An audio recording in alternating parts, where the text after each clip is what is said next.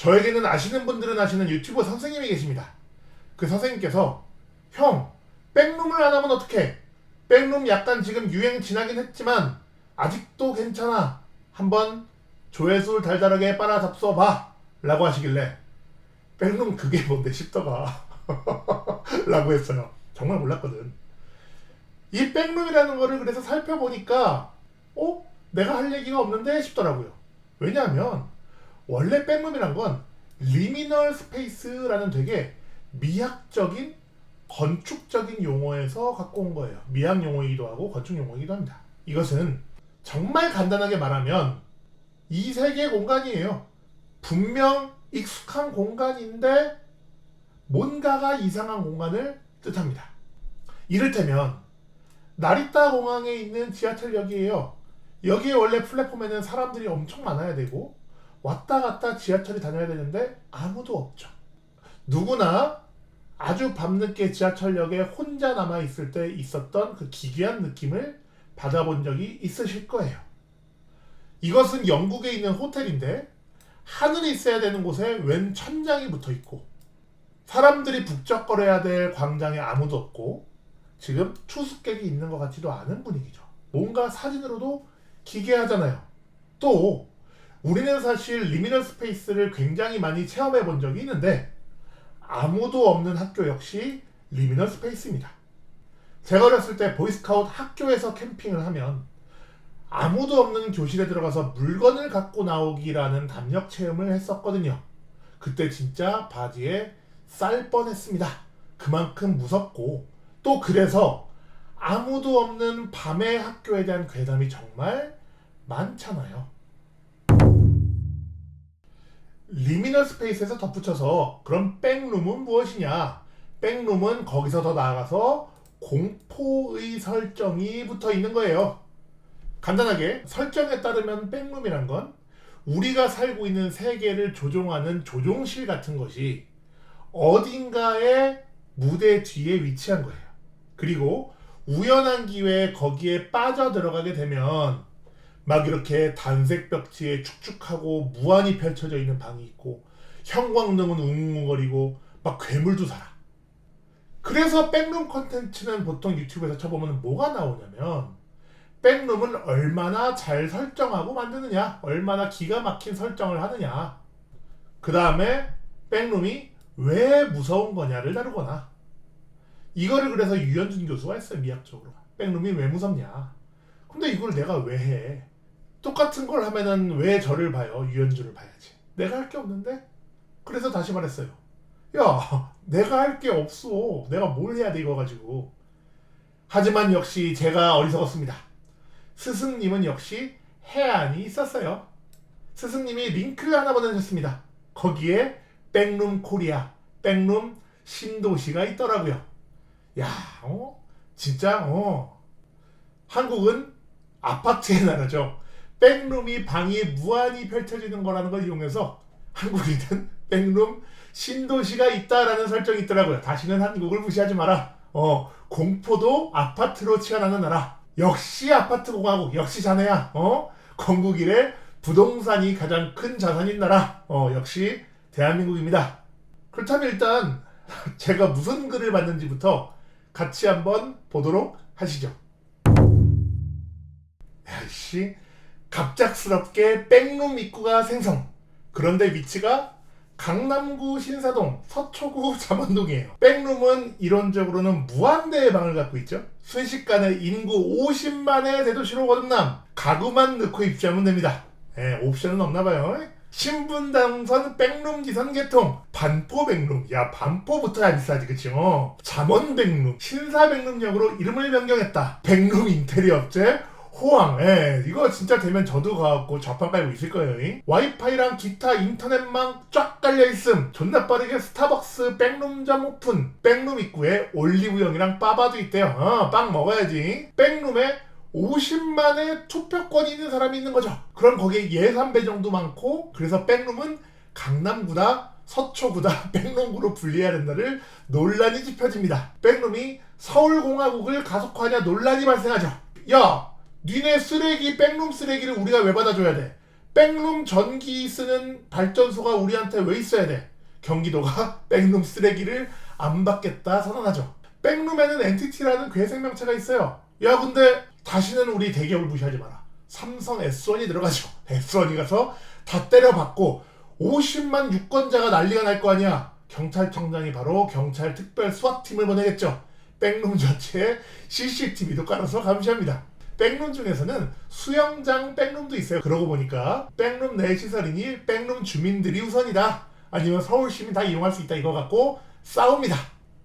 신났죠 진짜. 뇌절의 끝판왕이죠.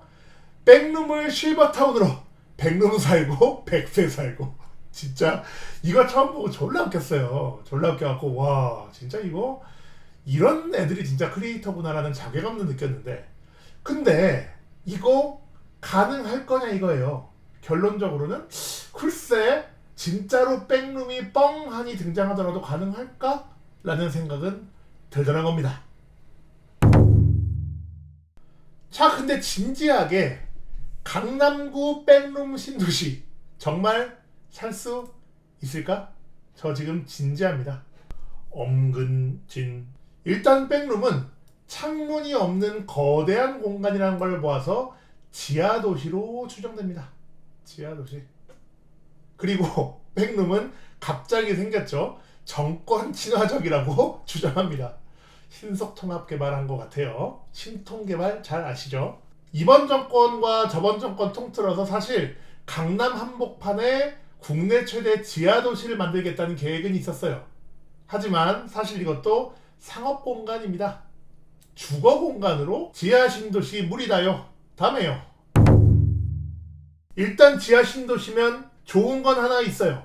냉난방이 거의 공짜입니다. 이렇게 되면은 캐리어는 희대의 과대평가된 인물이 되는 거죠. 이 지구온난화의 주범 같은 이라고. 완전히 땅속에 묻혀있는 지하층의 온도는 거의 15도로 유지가 됩니다. 그리고 사람과 기기, 우리 컴퓨터 쓸 거 아니에요. 롤 해야 되잖아. 사람과 기기의 발열이 있으면 21도 정도로 유지될 것으로 추정하고 있습니다. 그런데 제가 너무 혐짤이어서 안 갖고 왔는데 지하층에는 항상 따라붙는 게 있어요. 바로 습기죠. 사람이 내뿜는 유기물과 습기가 만나면 바로 어마어마한 곰팡이가 필 겁니다. 그래서 우리가 지하층, 롯데타워 같은 건 엄청 파고 내려가잖아요. 그런 것도 지열 냉난방을 못하는 이유는 바로 곰팡이 때문이에요. 습기를 날려줘야 되기 때문에 어마어마하게 환기와 제습이 필요할 겁니다. 또 문제는 있어요. 여러분 질식사고라고 들어봤죠? 신선한 공기는 절대 공짜가 아니에요.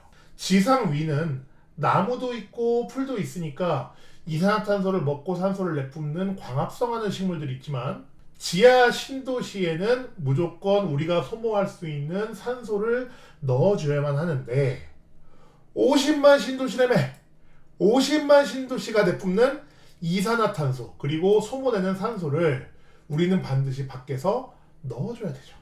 지하층 공사를 할 때 생각보다 많이 벌어지는 사고가 바로 질식사고예요. 내부에서 산소를 다 소모하거나 애시당초부터 산소가 없는 지하 상태여서 들어가자마자 질식해서 죽는 사고들이 굉장히 빈번하게 일어납니다. 또 가스 중에 라돈가스라는 암석이랑 지하층에서 나오는 가스가 나오게 되는데 그것은 발암물질이에요. 우리 강남 한번 살겠다고 가서 폐암 폐암은 걸리면 고치면 되지 뭐 이런 정신으로 살아야 되는 거라고 생각하시는 분들은 살 수 있겠죠. 예. 그래서 결론은 곰팡이도 없어져야 되고 우리가 숨 쉴 수 있는 공기도 넣어줘야 되고 라돈가스도 빼줘야 되니까 외부의 신선한 공기는 팬으로 넣어주고 내부의 더러운 공기는 바깥으로 빼주는 기계 환기를 해야 돼요. 이것이 지금 뭐 좀 큰 건물의 환기 설비의 사진입니다. 엄청 크죠? 얘는 그리고 또 각 건물의 위치로 공기를 넣어주는 공조 덕트의 사진이에요. 50만이 살 정도의 깊은 곳에서 환기를 시켜주는 팬의 용량과 그 전기료는 얼마일까를 생각해 보니까 답이 안 나오더라고요. 그리고 원래 백룸은 탈출을 못하는 곳인데 덕트를 따라가면 탈출 가능해. 이 덕트 얼마나 큰데. 이게 지금 사실 엔간히 큰 건물, 그러니까 아주 많이 크지는 않은 건물의 덕트거든요. 근데 50만이 넘는 인구의 덕트를 생각해보면 글쎄 글로 사람이 걸어다닐 수 있지 않을까 합니다.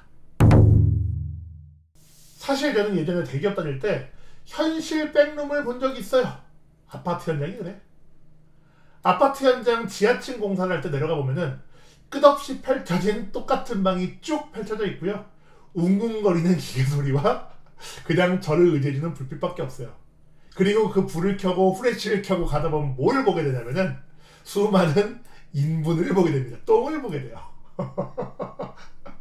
공사를 하는 위치와 건설 현장 화장실이 너무 멀다 보니까 작업자들이 다 그냥 싸고 갑니다. 그래서 그 아파트 현장은 대부분 똥 치우는 여사님들 팀이 따로 있을 정도예요. 예. 우리는 매일 먹고 싸거든. 그것이 인간이니까. 끄덕. 뉴스까지 나올 정도죠. 뉴스. 예.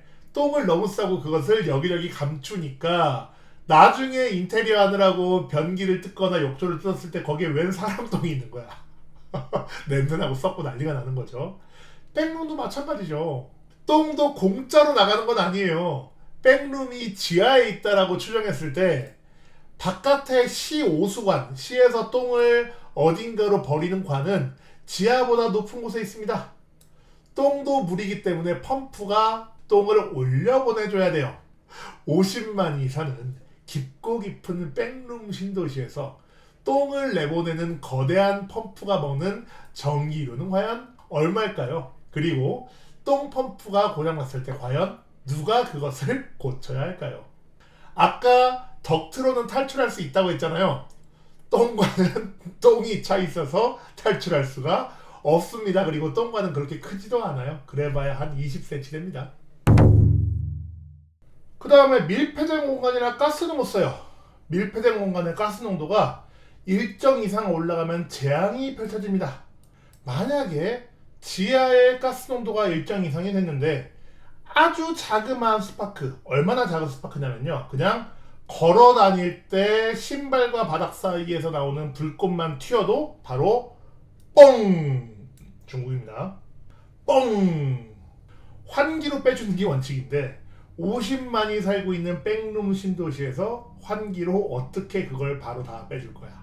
이렇게 가스가 터져서 도시가 작살나는 것은 정은이 형이 굉장히 좋아하는 시나리오예요. 왜냐면은 원래 장사정포로 니네 서울 불바다 되고 싶냐? 라고 발언했을 때 시나리오가 바로 그거거든요.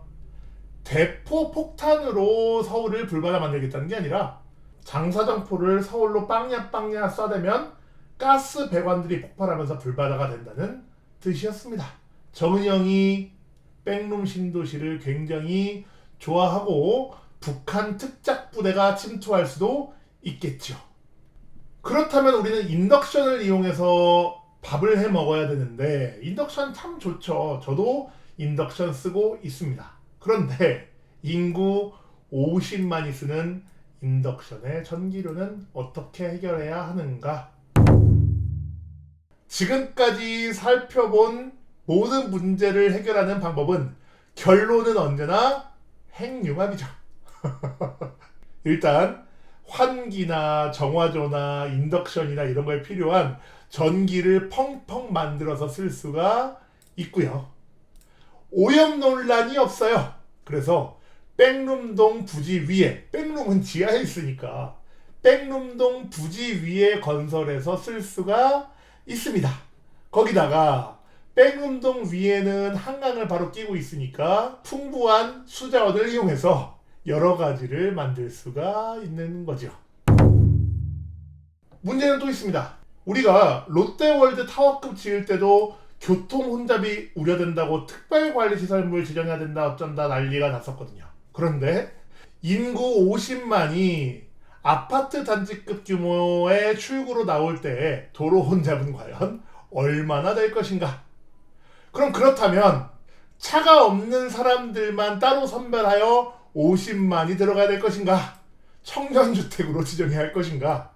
야, 이거는 형평성 논란이 되겠죠. 정권의 악재가 됩니다. 아까 이거 백룸 신도시 정권 친화적이라 그랬는데 정권 악재가 될 수 있습니다. 1,721가구만 들어와도 용인에 있는 고림동 주민들은 교통지옥을 걱정해요. 그런데 아주 좁은 공간에 50만 가구가 들어오게 되는 거죠. 살펴보니까 결국 이러나 저러나 백룸은 공포 컨텐츠예요. 아무도 없는 공간에 갇혀서 엔티티한테 쫓기면서 죽을 똥 살똥 달아나든지 아니면 내가 만들어낸 이산화탄소에 질식되거나 내가 만들어낸 똥에 파묻혀서 꼬르륵 죽어가든지 어쨌든 죽는 컨텐츠입니다. 자, 그러면 우리는 결정해야 되는 것이죠. 한 번 사는 인생 강남에 집 한 채 만들어 보고 죽을 것이냐 아니면 그냥 살 것이냐.